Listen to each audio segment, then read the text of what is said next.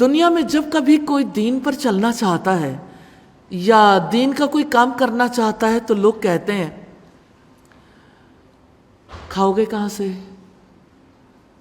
آج اگر جاب نہیں کرو گے تو لوگ تمہیں ایکسیپٹ کیسے کریں گے؟ اپنے پاؤں پر کیسے کھڑے ہوگے؟ رزق کہاں سے پاؤ گے؟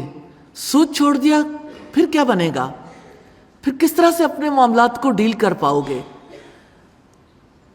سود چھوڑا تو بھوک ہی بھوک ہے، اس لیے سود نہیں چھوڑا جا سکتا۔ فلاں بیوہ ہے، بیوہ کے مال کو اگر ہم سود لینے کے لیے بینکوں میں نہ رکھیں تو اس کا مال تو کم ہوتا جائے گا، سود کی وجہ سے اس میں اضافہ ہوگا۔ اور اگر اسی طرح سے بیوہ کے مال کی زکوٰۃ دیں تو یہ مال تو کم ہو جائے گا۔ بہت سے ایسے معاملات ہیں جس کی وجہ سے لوگ سمجھتے ہیں کہ اسلام پر آنے کے بعد ہماری زندگی تنگ ہو جائے گی۔ کتنے ہی لوگوں کو یہ غلط فہمی لاحق ہے کہ دین پر آ گئے تو بیٹیوں کے رشتے کیسے ہوں گے؟ اگر انہوں نے سر ڈھانپ لیا تو پھر سوسائٹی میں کیسے جئیں گے؟ پھر تو انہیں کوئی پریفرنس ہی نہیں ملے گی۔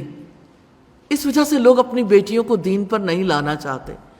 گھر گھر کی کہانی ہے، بچوں کی تباہی کے پیچھے والدین کی سوچ ہے۔ سوچ یہی ہے کہ بچے ہماری دنیا میں جینے کے قابل ہو جائیں۔ مجھے یاد ہے کہ میری ایک فرینڈ ہوتی تھی، ان کے والدین نے بڑے شوق سے اپنے بچے کو میڈیکل ایجوکیشن دلوائی، اور جس دن اس کی ڈگری کمپلیٹ ہوئی اس نے واپس آنا تھا۔ گھر میں طرح طرح کے کھانے بن رہے تھے اور سارے ریلیٹیوز کو اکٹھا کیا اور دوست احباب بھی، کہ جب ہمارا بیٹا آئے گا تو یعنی ایک خوشی کے طور پر سیلیبریٹ کرنا تھا۔ آپ سوچ سکتے ہیں کہ کیا ہوا؟ گھر پہنچنے سے شاید یعنی کوئی ہاف این آور کا ڈسٹنس رہتا ہوگا، ایکسیڈنٹ ہو گیا اور گھر میں وہ خود نہیں پہنچا، ڈیڈ باڈی پہنچی۔ وہ کھانا جو خوشی کے لیے تھا وہی غم کا کھانا بن گیا۔ کون جانتا ہے کہ جب کوئی دنیا میں جینے کے قابل بنانا چاہتا ہے، بنانا چاہیے، فقیر تو پیدا نہیں کرنے، لیکن کیا صرف دنیا میں ہی رہنے کے قابل بنانا ہے؟ رب کے پاس جانے کے قابل نہیں بنانا؟ اس زندگی کے لیے کچھ نہیں کرنا؟ بچوں کے قدموں تلے سے جب زمین کھینچ لی جاتی ہے تو ماں باپ ڈپریشن میں چلے جاتے ہیں۔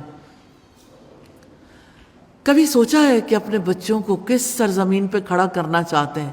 والدین کسی سوچ کی وجہ سے بچوں اور بچیوں کے معاملات اسلام کے مطابق نہیں ہیں۔ اللہ سبحانہ و تعالیٰ سے دعا ہے ہمارے حال پر رحم فرمائے، ہمیں اپنے بچوں کے لیے اخلاص نصیب کرے تاکہ ہم انہیں رب سے محبت کرنے کے قابل بنائیں، اپنے رب کا عبادت گزار اور اپنے رب کے کام کے لیے انہیں تیار کر سکیں۔